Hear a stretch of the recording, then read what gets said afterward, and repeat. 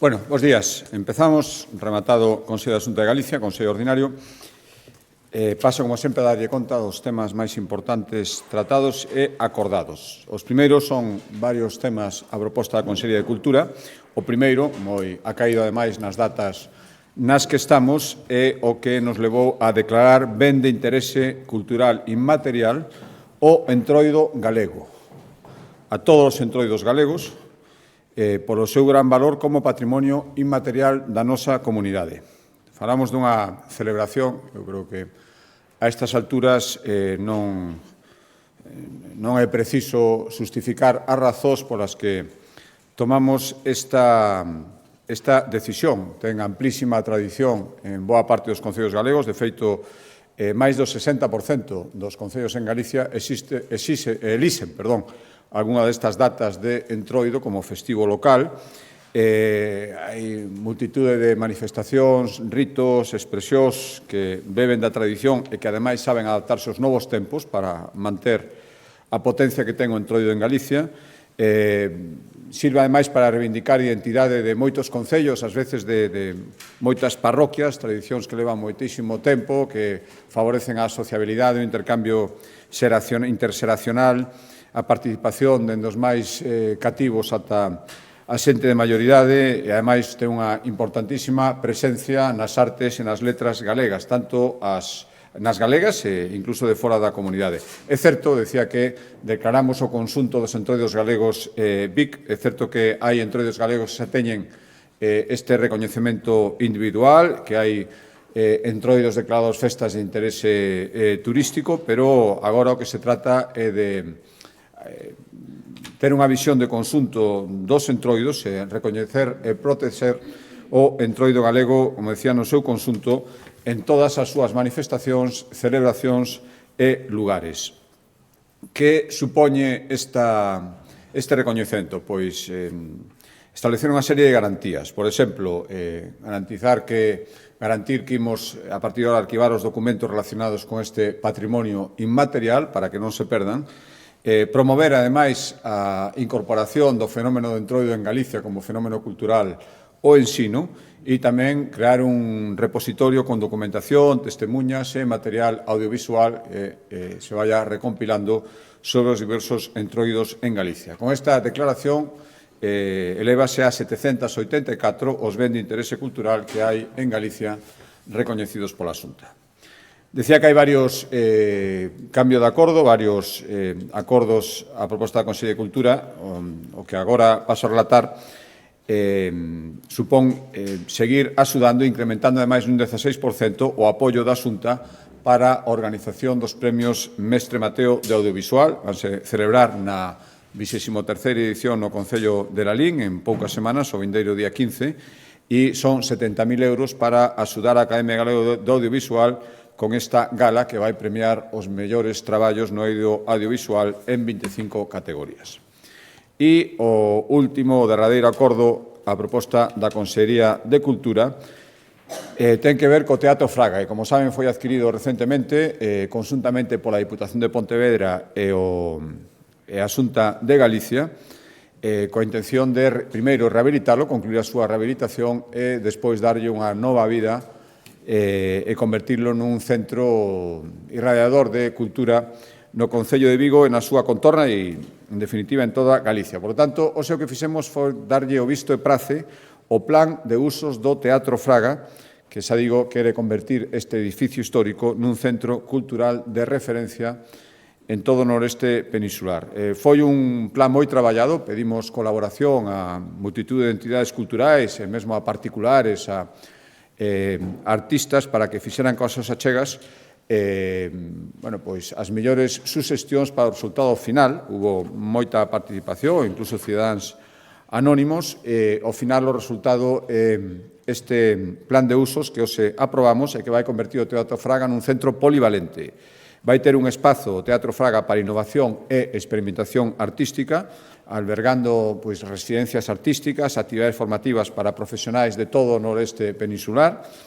Vai haber tamén unha sala con capacidade de ata 2.000 espectadores, que terá unha ampla programación de teatro, concertos, festivais, congresos, e tamén vai albergar un museo sobre o desenvolvemento do cinema en Vigo, non só nesta sala, que durante 80 anos foi un centro en canto ao cinema na cidade de Vigo, sino tamén sobre todo o desenvolvemento do cinema na cidade, 80 anos de historia do cinema en Vigo.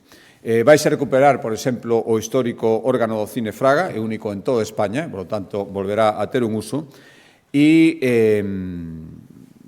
tamén vai haber neste plan de usos, que será presentado en vindeiros días, un apartado especial para os máis cativos, para que poidan disfrutar especificamente do Teatro Fraga. Por exemplo, vaise poñer en marcha un club infantil para que os rapaces asistan a eventos dirixidos a eles no Teatro Fraga.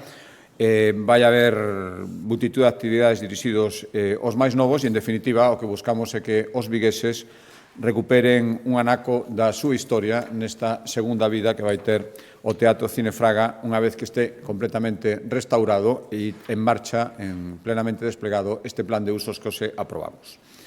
Decía que estos eran os anuncios respecto dos acordos propostos pola Consellería de Cultura. Ahora, a cambio de acordo e de Consellería, a proposta da Consellería de Vivenda, hoxe demoslle luz verde a convocar un concurso de ideas e, despois do concurso de ideas, redactar un proxecto para a rehabilitación do Pazo da Urraca, na cidade de Lugo, e da zona UI8, é dicir, a zona que está entre a muralla e este inmoble do Pazo de Doña Urraca. Son 507.000 euros, destinados a este concurso de ideas e a redacción do posterior proxecto.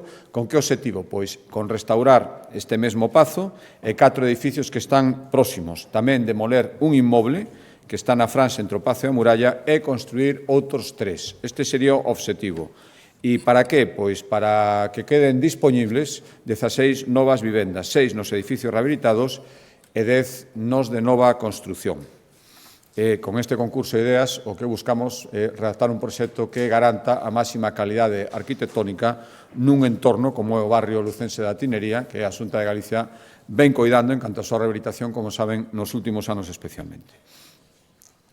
Cambio de acordo, este é un acordo, máis que un acordo, é un balance o que lle dimos o visto bo neste Consello da Xunta a proposta da Consellería de Presidencia e que refírese á utilización e como foi medrando a utilización do transporte público por estrada entre a poboación galega. Hai dúas tarxetas que promocionan o uso do transporte público interurbano dirixido especialmente a dos colectivos, especificamente a tarxeta Xente Nova para os menores de 21 anos e a tarxeta máis 65 para os que teñen esta idade, que permite a estes dous colectivos viaxar totalmente de balde nos autobuses interurbanos de Galicia, no transporte marítimo da Ría de Vigo e no ferrocarril de proximidade na área de Ferrol. Pois ben, os datos do balanzo que hoxe coñecimos revelan que máis de 337.000 menores de 21 anos e maiores de 65 beneficiáronse das respectivas tarxetas no ano 2024. Isto lles permitiu un aforro de case 17 millóns de euros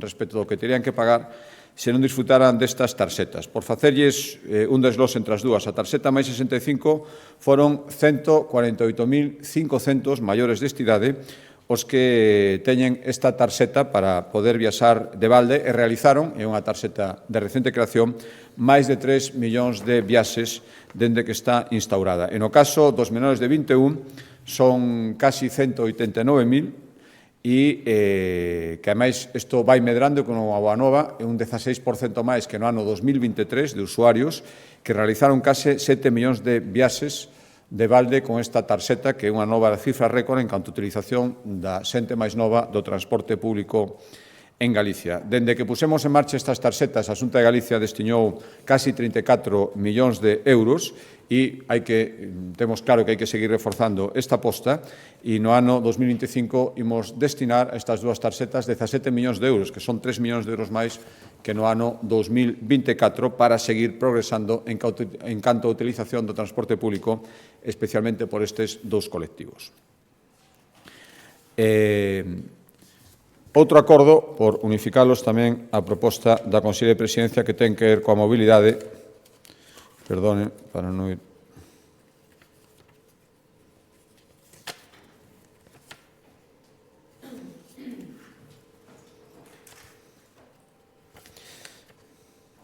Sí, perdón.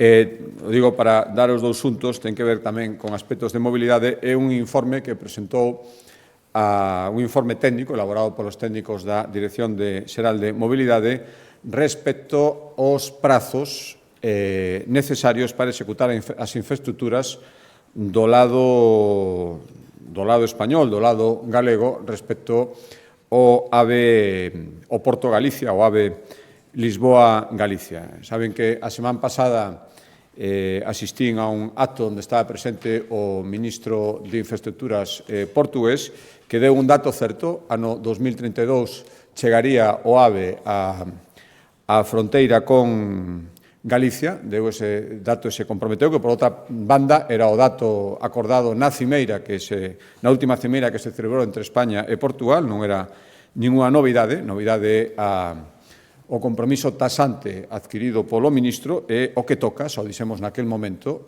polo tanto, hai que seguir insistindo e que no lado español, polo Ministerio de Fomento, fagan os trámites e as licitacións e as consignacións orzamentarias necesarias para tamén poder cumplir a nosa parte.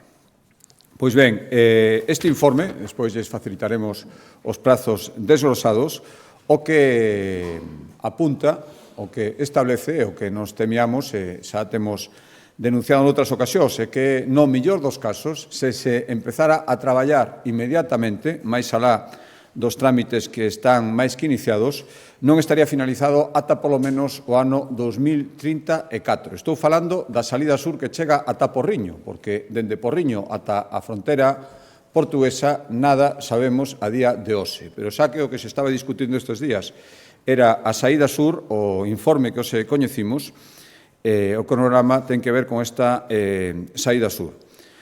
O estudio informativo xa tiña que estar rematado en decembro, así se nos anunciou, agora se anuncia para antes do verán.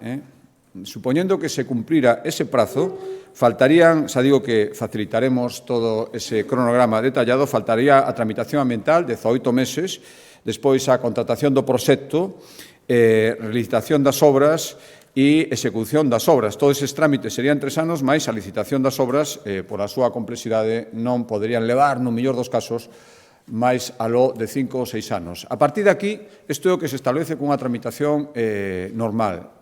Insisto, ano 2034. Algúns trámites, e vendo o ritmo observado a toda agora as consignacións orzamentarias, por desgracia, nada fai aventurar que estes trámites se vayan a acelerar. En todo caso, supoño que despois deste informe poderán argumentar, o gallases así, dende o Ministerio, que sí que é posible. O outro día decían ano 2030. Por lo tanto, o Consello coñeceu, por suposto, a sociedade a través dos medios de comunicación, este cronograma baseado en estimacións puramente obxectivas. O galla que se aceleren, pero para aceleralas, había que aceleralas inmediatamente. Ose, mellor que mañán, é reducir significativamente moitísimos prazos, incluso facer tramitacións especiais e excepcionais. Senón, a data normal, no mellor dos casos, estamos falando do ano 2034, insisto, para a saída sur, despois quedaría dende Porriño ata a fronteira portuguesa, sobre o cal, a día de hoxe, nada sabemos. Por lo tanto, o que compre seguir insistindo nunha realidade. A día de hoxe, eses prazos ditos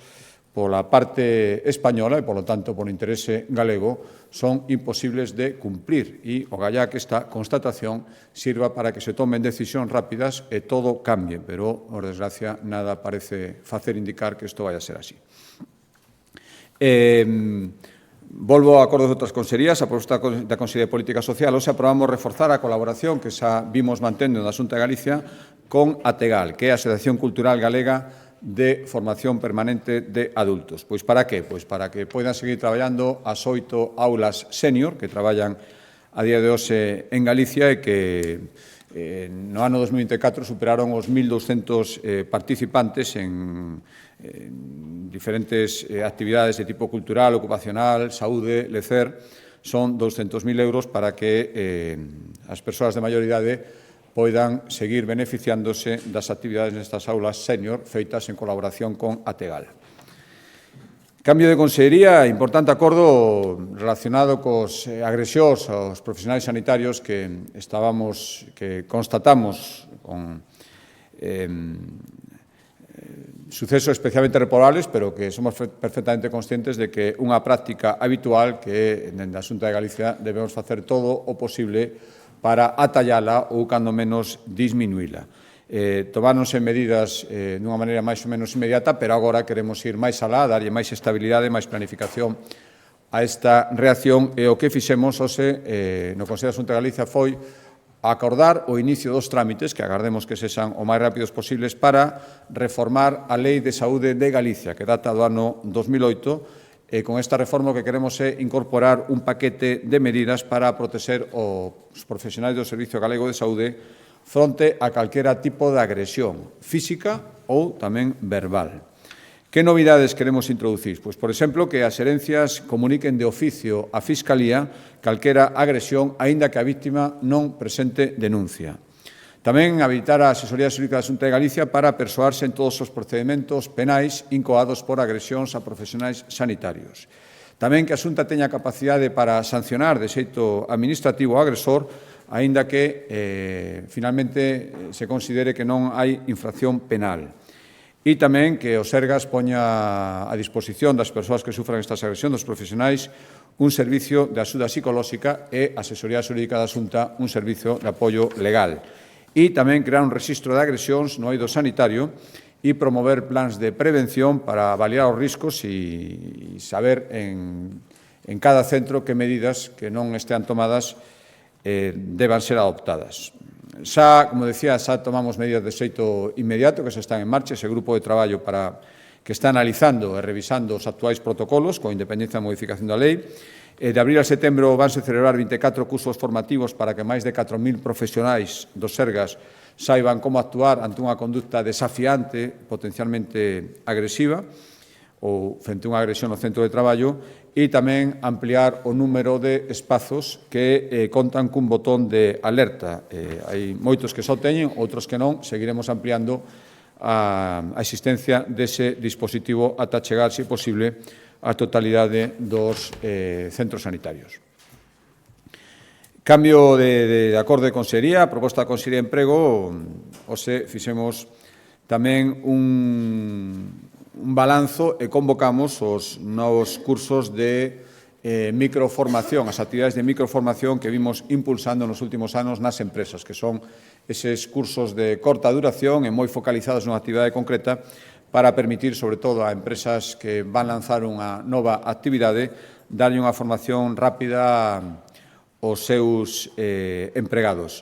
Bueno, no ano pasado foron 1.600 traballadores en 145 empresas as que se beneficiaron destas microformacións e lanzamos unha nova convocatoria por valor de 2 millóns para seguir facendo este tipo de cursos que cada vez teñen máis demanda e máis aceptación. E tamén a Consellería de Emprego presentou un balance con motivo do 8 de marzo, estamos achegando a esas datas sobre a situación laboral das mulleres en Galicia. Son datos do ano 2024, terán a súa disposición un informe máis detallado, pero algúns datos creo que significativos que lles paso a continuación a relatar, revelan, por exemplo, que en Galicia nunca houbo tantas mulleres traballando como actualmente, máis de 530.000, e que a taxa de paro feminino é a máis baixa dende o ano 2008. Outras cifras significativas: Galicia é a segunda comunidade autónoma con maior porcentaxe de mulleres sobre o total de persoas que están traballando. A taxa de actividade feminina medrou 10 puntos nos últimos 20 anos. E a nosa comunidade rexistra a menor fenda salarial de xénero de toda a serie histórica e está un punto por debaixo da media nacional. A serie histórica viría do ano 1999. E os sectores con maior presencia de traballadoras femininas son o sector terciario, a industria téxtil, a alimentación e a educación. Por tanto, son datos que poden indicar que imos polo bo camiño, pero, dende logo, tamén revelan que queda moitísimo traballo por facer e moitísima campo todavía por avanzar. Por iso, seguimos traballando, destinamos 20 millóns de euros para fomentar a inserción de colectivos prioritarios e o colectivo feminino no seu conxunto OE. Hai unha liña específica de 7 millóns para mellorar a empregabilidade feminina e, por primeira vez, recordarán, o ano pasado, lanzamos unha axuda específica de casi 2 millóns de euros para promover a contratación de mulleres en eidos fortemente masculinizados. Máis de 6.000 persoas, outra medida, xa recibiron formación sobre igualdade no campus online que ten a Consellería de Emprego e, ademais, acordamos, ademais de darlle o visto bo este balance, lanzar un certificado que vai recoñecer as empresas e as entidades do terceiro sector que destaquen polo seu traballo a prol da igualdade laboral. Unha vez que este desplegado e en marcha este recoñecemento, este selo, dispoñer del, ser acreditado con este selo, vai dar máis posibilidades, máis puntos a hora de optar a axudas ou ofertas de contratación pública. Últimos acordos, antepenúltimo, a proposta da Consellería de Facenda os acordamos destinar ata un máximo de 23 millóns de euros para adquirir novo equipamento para ampliar a capacidade de almacenamento de datos na Administración autonómica.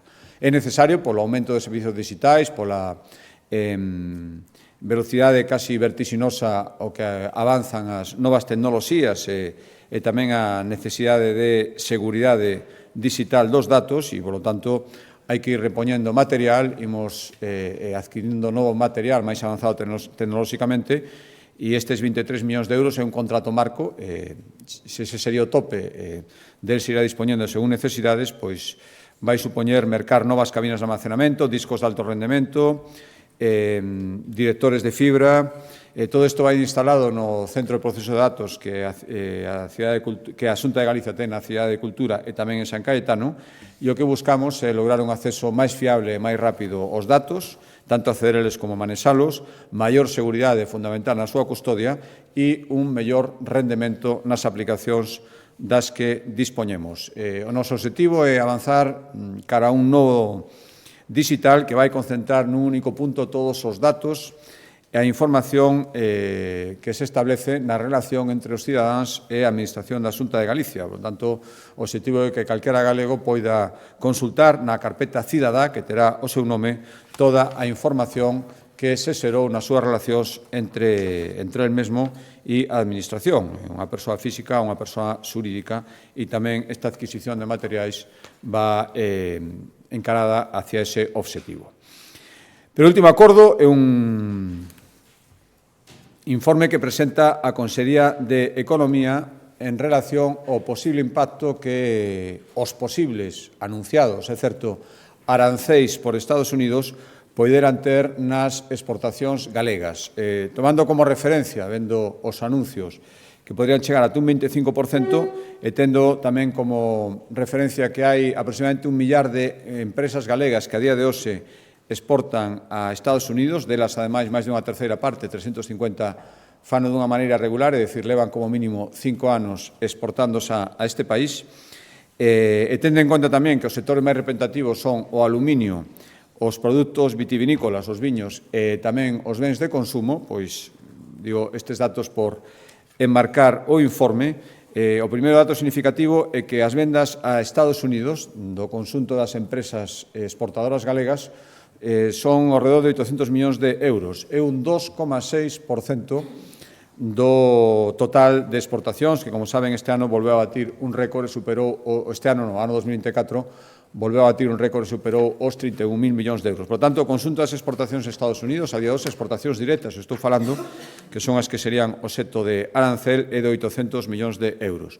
Se o arancel chegar ao 25%, que agardemos que non, se o que hubiera arancel, o impacto sería de 200 millóns de euros. Dende logo é unha cantidade apreciable, pero tamén hai que poñer en contexto que o que fai este informe co volumen total de exportación. Estamos falando dun 0,6% do total do que exportaron as empresas galegas no ano 2024.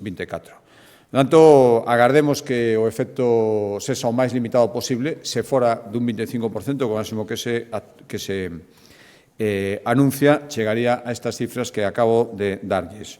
En todo caso, nos volvemos a acollernos a necesidade de que Europa sexa forte e firme en moitos aspectos. Estamos falando do aspecto comercial frente á posible imposición de arancéis e, en todo caso, que evitemos guerras comerciais que a ninguén beneficiaría e moito menos a unha comunidade autónoma exportadora como é Galicia.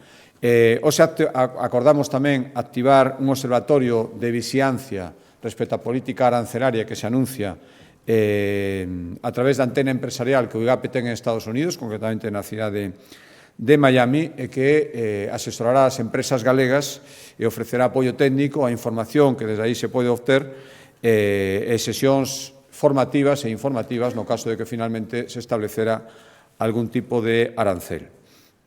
E ao mesmo tempo, ademais de analizar este informe respecto ao impacto da posible política arancelaria nas exportacións galegas a Estados Unidos, a Xunta xa está traballando na estrategia de internacionalización 26-30, é dicir, a partir do ano que ven e durante os 5 anos seguintes, donde todo o que ten que ver con Mercosur, que ten algunhas ameazas e moitas grandes oportunidades, será moi importante. Recorden que este mesmo ano a Xunta de Galicia vai abrir unha nova oficina do IGAP destinada á importación e, sobre todo, á exportación en Brasil e que estará a disposición, como vai estar a antena de Miami, de todas as empresas, grandes empresas, PEMES, que queiran servirse da súa información, do que poida aportar na súa actividade exportadora.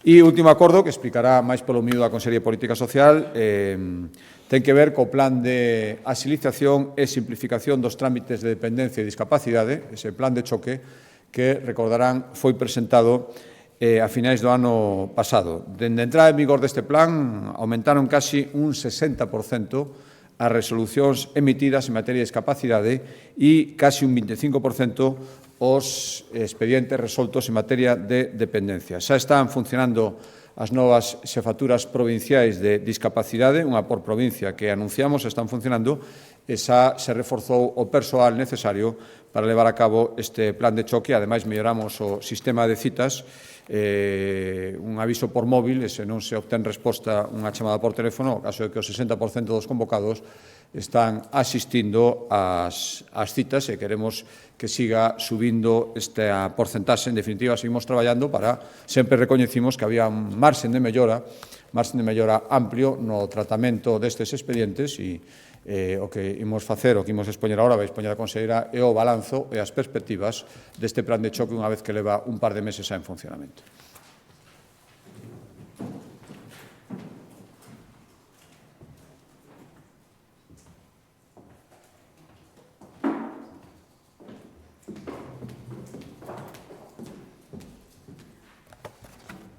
Bueno, pois moitas gracias, presidente. Seguir mellorando a atención á dependencia é un dos grandes obxectivos que nos fixamos para toda esta legislatura.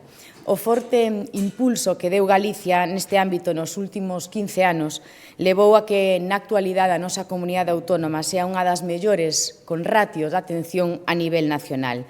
Temos nestes momentos un 98% de ratio de atención, que é 6 puntos máis que toda a media nacional. E isto foi posible gracias a que dende o ano 2009 multiplicamos por 3 o número de prazas sostidas con fondos públicos no ámbito residencial. Temos nestes momentos máis de 16.000 prazas e tamén fomos avanzando pouco a pouco de cara a esa universalización dos coidados. O fixemos coa posta en marcha dese bono coidado no fogar de 5.000 euros ao ano, 400 e pico euros cada mes, e do que cada mes se benefician xa 22.500 personas. Tamén o fixemos a través dese complemento adicional de 1.200 euros ao ano a maiores para todas as persoas que acudan a unha plaza residencial privada e que nestes momentos temos máis de 8.000 persoas beneficiadas cada mes en Galicia. Apostamos, como non, pola creación de recursos innovadores, recursos pioneiros, como poden ser esas casas do maior. Temos nestes momentos 140 casas abertas en pleno funcionamento, espalladas por toda a xeografía galega. Polo tanto, son avances significativos que se teñen conseguido pese a ese reiterado incumprimento por parte do Goberno central de financiar o que debería de financiar, que é o 50% da factura de dependencia. Pero pese a todos estes atrancos, pese a ese incumprimento permanente por parte do Goberno central, en Galicia queremos seguir mellorando, queremos seguir avanzando para darlle resposta a todas as persoas que necesitan esa dependencia, ese recoñecemento da dependencia, pero sobre todo que o necesitan dunha forma áxil e dunha forma eficaz. Por iso, como decía o presidente da Xunta fai pouco máis de 2 meses, o Consello aprobou un plan de axilización, un plan de simplificación dos trámites da dependencia e da discapacidade, no que nos fixamos 4 obxectivos que eran moi claros. En primeiro lugar, seguir mellorando o acceso aos servicios. En segundo lugar, darlle resposta ás necesidades que xorden do envellecemento da poboación galega. En terceiro lugar, resolver todas as solicitudes de dependencia nun plazo máximo de 6 meses antes de que remate este ano 2025. En cuarto e último lugar, continuar priorizando expedientes exactamente igual que fai a Consellería de Sanidade para todas as persoas que necesitan esa axuda de dependencia, que a necesitan de forma urxente, pero que ademais nin tan sequera poden esperar esos 6 meses que nos acabamos de fixar para este ano 2025. Polo tanto, para cumprilos, este plan se centra en 7 liñas de actuación para reducir ao máximo a burocracia, que a veces embarulla e moitas veces complica o acceso ao sistema. Propuxémonos fixar un procedimento conxunto para a solicitude da dependencia e para a solicitude da discapacidade. Isto nos vai a permitir aforrar tempo, pero tamén aforrar moitos trámites, continuar mellorando o sistema de xestión de citas, polo tanto tamén iso é mellorar a atención a todas as persoas potencialmente dependentes, optimizar a xestión administrativa, reforzar ese importantísimo nivel, papel que teñen todos os servicios sociais dos concellos, que son a primeira porta, a porta de entrada de todas as persoas que necesitan axuda, atención, pero sobre todo que necesitan esa información de como acceder ao sistema de atención á dependencia. En sexto lugar, establecer un protocolo de colaboración entre a Consellería de Política Social e Igualdade e a Consellería de Sanidade, en concreto co Sergas, para optimizar este procedimento. En último lugar, elaborar un plan de formación para todas as persoas que traballan día a día neste ámbito. Pois ben, transcurridos 2 meses desde a aprobación en Consello deste plan, hoxe xa podemos presentar os primeiros resultados. Dende o 1 de xaneiro se resolveron 3.563 expedientes de dependencia, o que representan un 24% máis de expedientes con respecto ao mesmo período do ano anterior, e a estimación é que ata o 31 deste mes de marzo se poidan resolver outros 3.500 expedientes a maiores. É dicir, queremos rematar este primeiro trimestre do ano 2025 con 7.000 expedientes de dependencia resoltos. Polo que se refire ao dato de recoñecemento do grado da discapacidade, emitíronse nestes momentos 4.555 resolucións, o que supón un 57% máis que no mesmo período do ano anterior, e a previsión é que ao longo deste mes de marzo se resolvan outros 2.345 expedientes máis de discapacidade. É dicir, tamén rematar este mes de marzo con outros 7.000 expedientes de discapacidade resoltos. Pero tamén hai máis indicadores que nos reflicten o impacto positivo que está a ter este plan de choque, medidas que estamos poñendo en marcha nestes momentos. Dende o mes de xaneiro, dende 1 de xaneiro, se emitiron polo sistema da convalidación, polo sistema da homologación, 6.028 novas resolucións de recoñecemento ou revisión do grado da discapacidade a persoas con dependencia.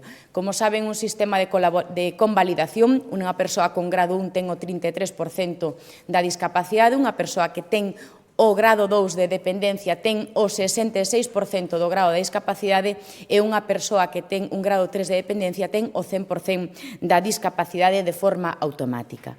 É dicir, recapitulando, as previsións que temos para rematar o primeiro trimestre deste ano é con máis de 7.000 expedientes de dependencia resoltos e outros 13.000 expedientes de discapacidade.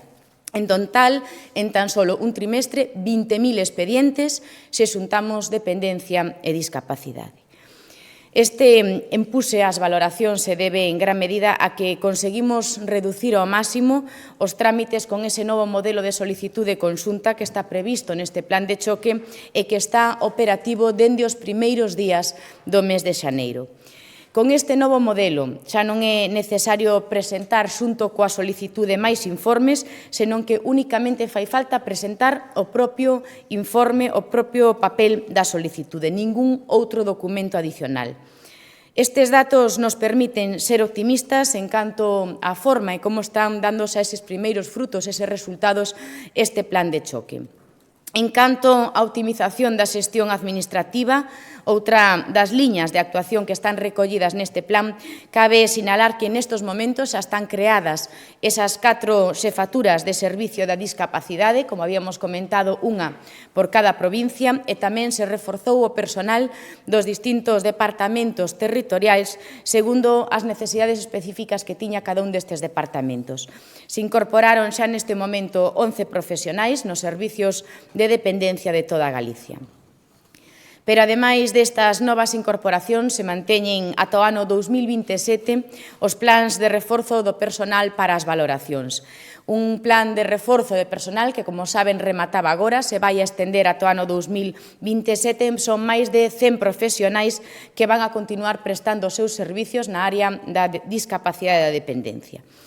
Polo tanto, un plan que recolle a realización da formación específica tanto para o persoal da propia Consellería de Política Social e Igualdade como tamén para o persoal dos centros de saúde e para os profesionais dos distintos concellos de Galicia.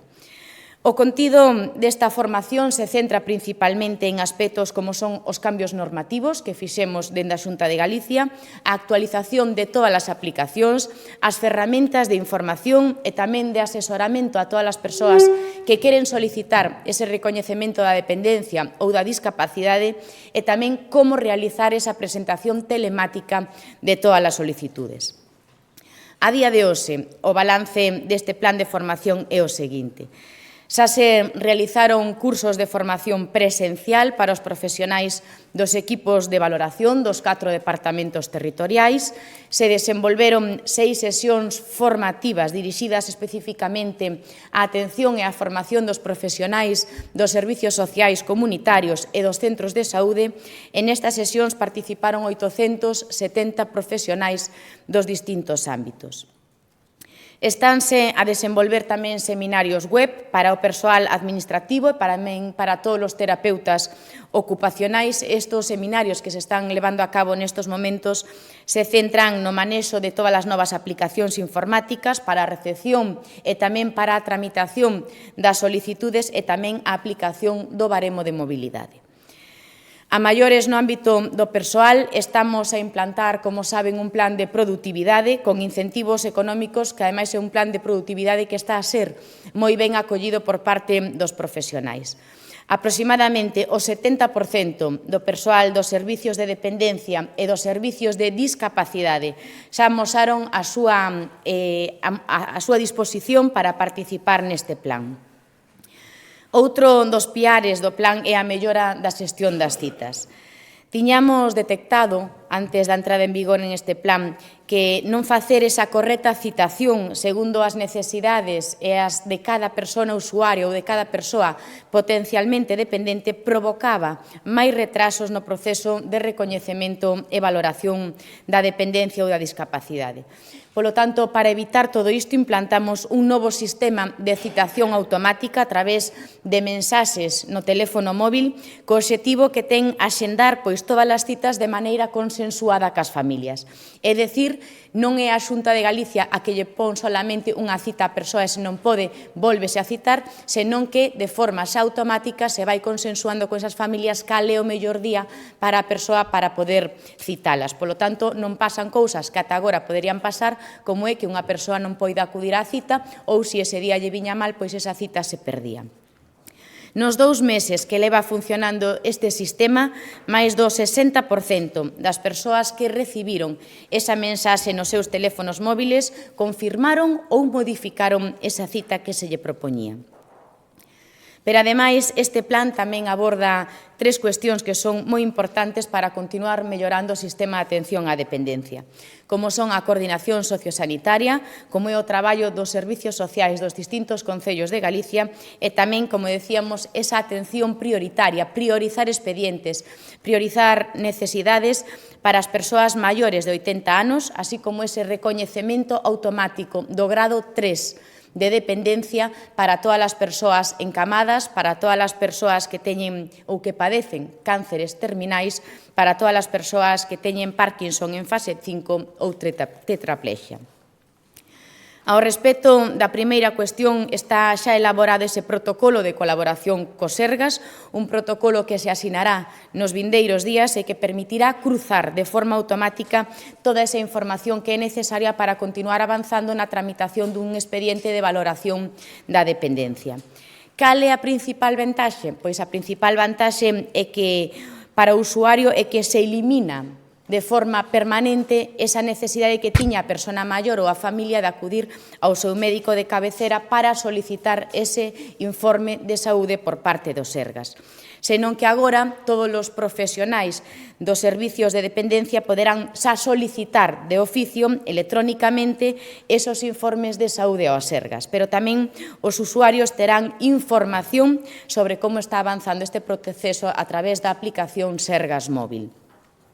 En canto aos servicios sociais comunitarios, pois este plan tamén reforza o papel destes servicios que, como decíamos, son a porta de entrada dunha persoa maior ou dunha familia.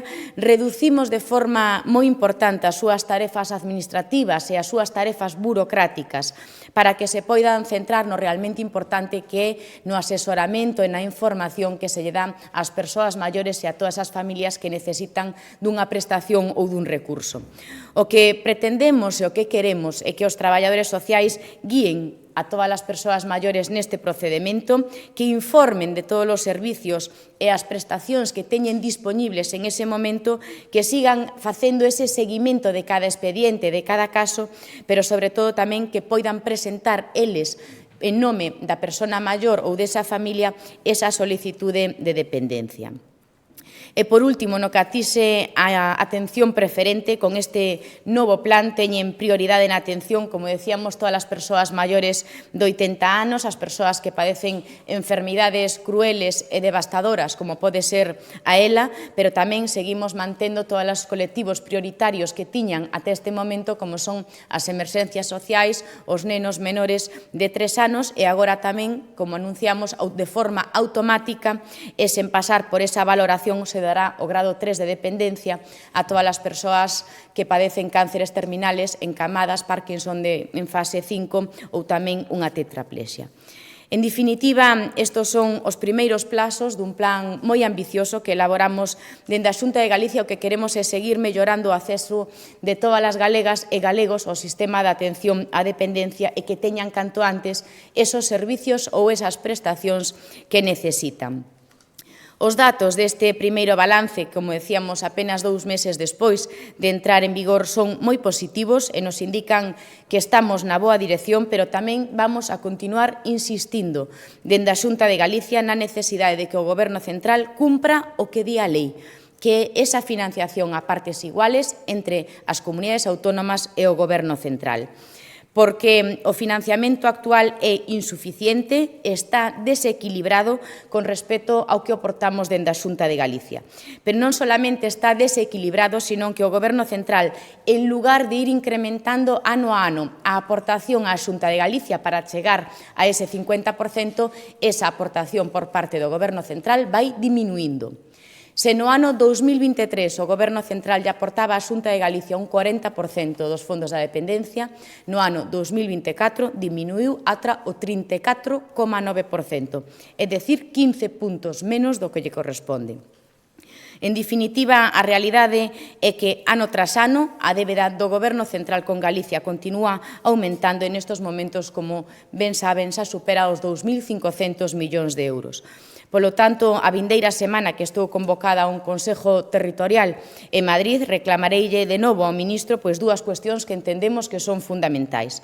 En primeiro lugar, a actualización dos baremos, que son normativa estatal, os baremos que se aplican para determinar se unha persoa é dependiente ou non, creemos que están desactualizados. En segundo lugar, reclamarlle unha vez máis que cumpra con esa débeda que ten o Goberno central con todos os galegos en materia de dependencia. Pois estas son as principais novidades do plan de choque e, quedo a vosa disposición para calquer dúbida. Bos días, conselleira. Eu quería preguntarlle, este plan do que fala da agilización da burocracia para que reciban o visto bo os informes que autorizan a prestación. Sen embargo, unha vez que un dependente ten unha resolución, a media de espera para ter o servicio supera os 300 días. Non sei como están esas cifras e como se pode mellorar que chegue a atención a eses dependentes. Gracias. Ben, pois como xa comentáramos, neste plan de choque non solamente está a agilización da burocracia, é dicir, valorar unha persoa antes posible, como estamos facendo nestes momentos, pois eliminando moitos trámites, a non fai falta ese informe médico e ese informe social, senón que agora con este plan de choque, unha vez que unha persoa reciba esa valoración da dependencia, recibe automáticamente tamén ese programa individualizado de atención e se a prestación ou o servicio ao que quere acceder non está disponible nestes momentos, se concederá unha axuda económica dende a Xunta de Galicia e unha vez que este disponible o servicio público acudirá a ela. É dicir, todas as persoas, unha vez que teñen o recoñecemento da dependencia, levarán consigo xa de forma automática unha prestación económica por parte da Xunta de Galicia. Conselleira, sobre a cuestión da débeda, o Goberno, a última vez que se pronunciou sobre ela, dixo que non a recoñecía. Quería preguntarle sobre iso e sobre que outras medidas barallan para reclamala. Non sei se podería un xulgado ou outro xeito. Gracias. Ben, son moitas as veces, son moitos os anos en que o Goberno central nos fala do financiamento a partes iguais que o que di a lei.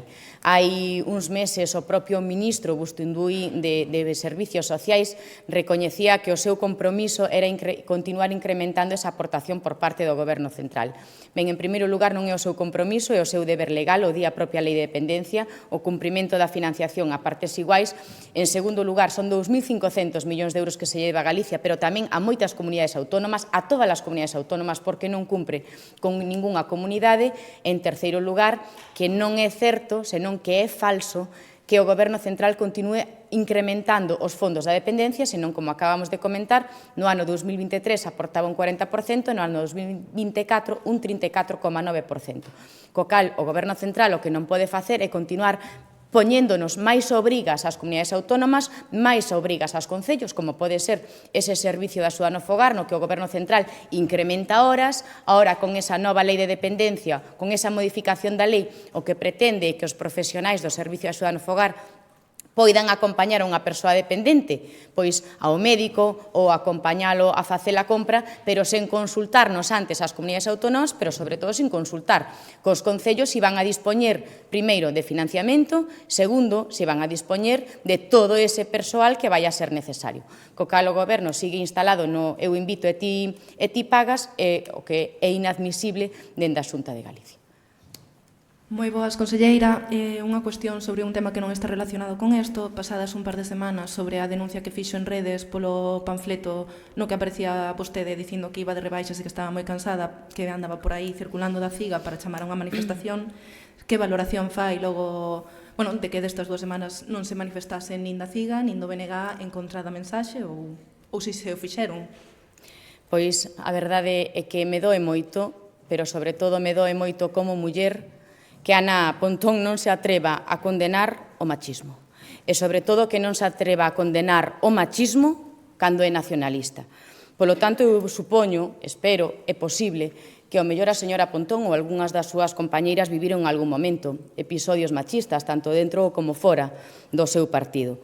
Polo tanto, eu me pregunto que pasa? Que solamente sufren machismo as mulleres cando son nacionalistas ou cando son de esquerdas? E cando nos pasa a outras mulleres, elas non salen en defensa desas outras mulleres. Mire, son moitos os meses nos que levamos traballando para poñer en marcha medidas para traballar de cara a ese 8M, poñendo en marcha unha campaña moi forte, poñendo en marcha distintos actos, pero dende logo van a ser inútiles se as mulleres non estamos unidas frente ao machismo. E a verdade é que é decepcionante e que é moi triste o comportamento que está tendo a señora Pontón.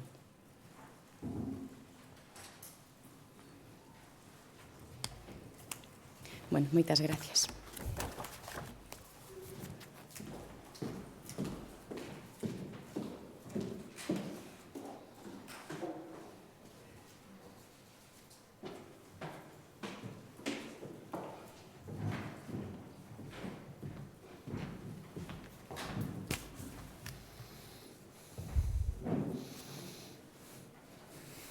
Boa tarde, presidente.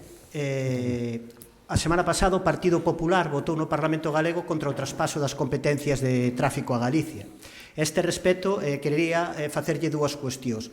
A primeira é como se explica ou como argumenta que o Partido Popular aquí manteña unha postura diferente a ese respecto do que ten o Partido Popular noutros territorios, como pode ser Cataluña, Canarias ou País Vasco, onde se defende esa transferencia de competencias para a súa policía. A segunda é como argumenta a propia actitud actual do Partido Popular en Galicia respecto a que o Partido Popular en Galicia tiña ata non hai tanto, non? Cando sí que defendía esa transferencia de tráfico, e incluso un Consello da Xunta presidido por Manuel Fraga facía esa demanda, non? E lograba o apoio unánime do Partido Popular incluído a esa petición, porque ora non. Grazas. Sí, mire,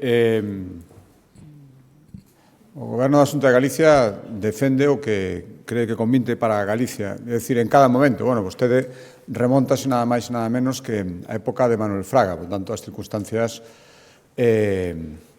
poden mudar durante todo ese tempo e, en todo caso, a mí o que me corresponde avaliar as actuais, determinar o que creo que máis lle convén o interese público e moito máis con independencia do que pensen outros gobernos ou compañeiros de partido noutras comunidades autónomas. Cada un saberá na súa comunidade autónoma o que convinte. Dende logo, eu non me podo sentir suxeito nin por as decisións que se poderon tomar hai moito tempo, se entendo que as circunstancias son outras ou que convén esta decisión, imagínese, moito máis polo que se poida decidir noutras comunidades autónomas. Eu teño claro que o que necesita Galicia agora mesmo é completar a súa unidade de policía adscrita. Teñemos escoitado moitas veces, tanto a min como o Consello de Presidencia, decíamos outro día, decía tamén o Ministerio do Interior, que estamos mantendo contactos directos ao máis alto nivel e expoñendo esta reivindicación necesaria. Por lo tanto, creo que o que hai que facer é o que ahora mesmo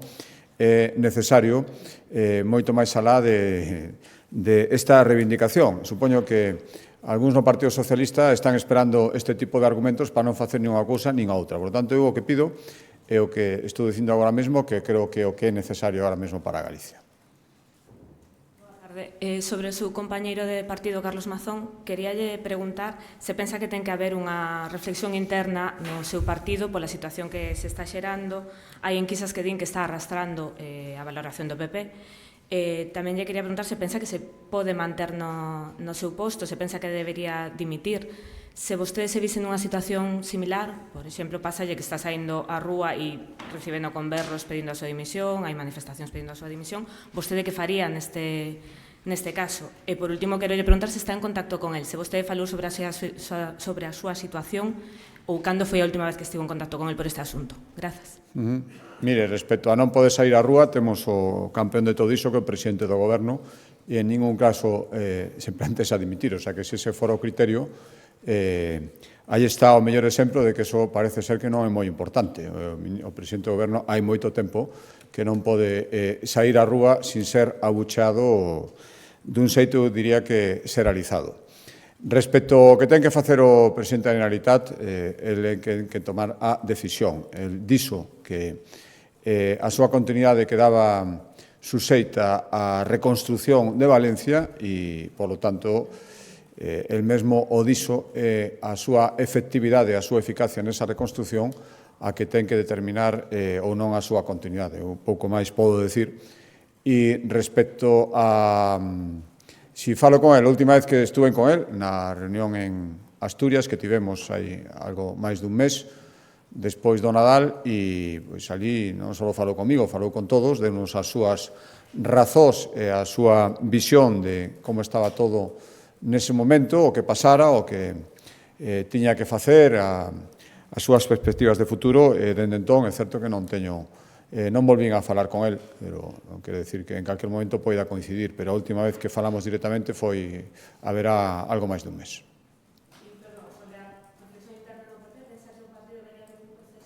Bueno, eu creo que todos os partidos en todo momento están facendo reflexións sobre todo o que lles afecta, e, polo tanto, isto non creo que sexa ninguna novidade. Bos días, presidente. O conselleiro de Sanidade dicía a semana pasada que se abría a posibilidade de que o quinto e sexto curso do grau de Medicina se impartise fora de Santiago.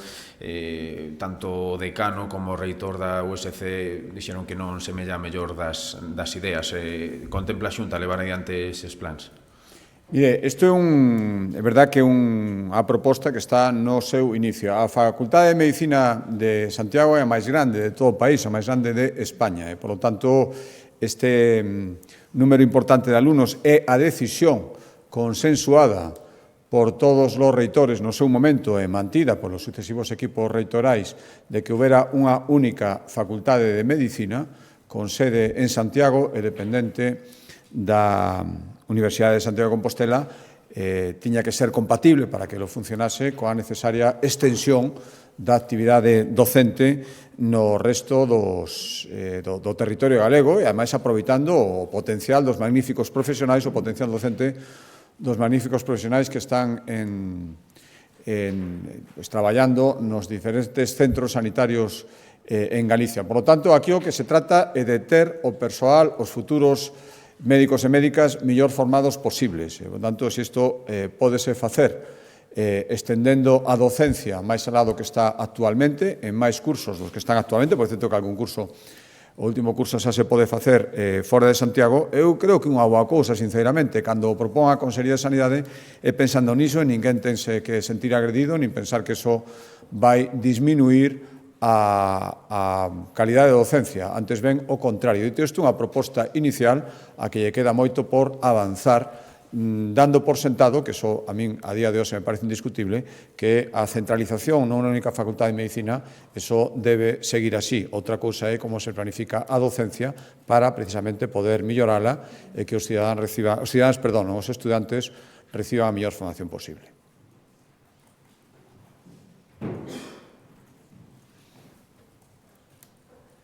Bos días. Eu quería preguntarlle se os convoca a usted, ou sería o conselleiro de Facenda, a ministra de Hacienda, para preguntarlles se van a aceptar ou non a condonación da débeda. Que vai responder Galicia? Gracias.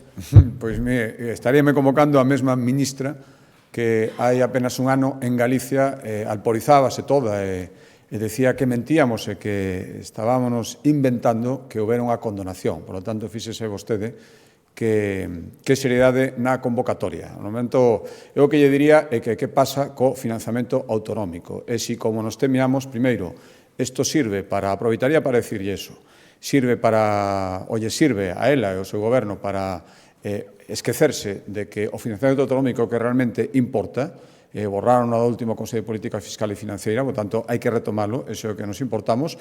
Aproveitaría para decirlle tamén se os 4.000 millóns de euros que, según a señora Pontón e o señor Besteiro, teríamos dispoñibles para gastar en moitos propósitos que eles mesmos mencionaban.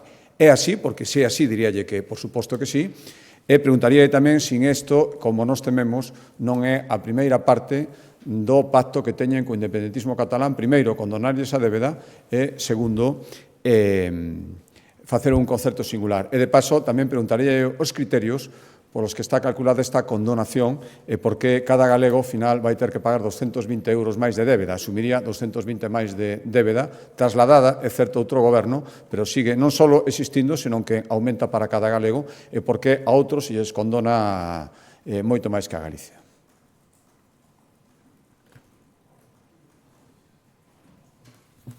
Moi ben, moitas gracias.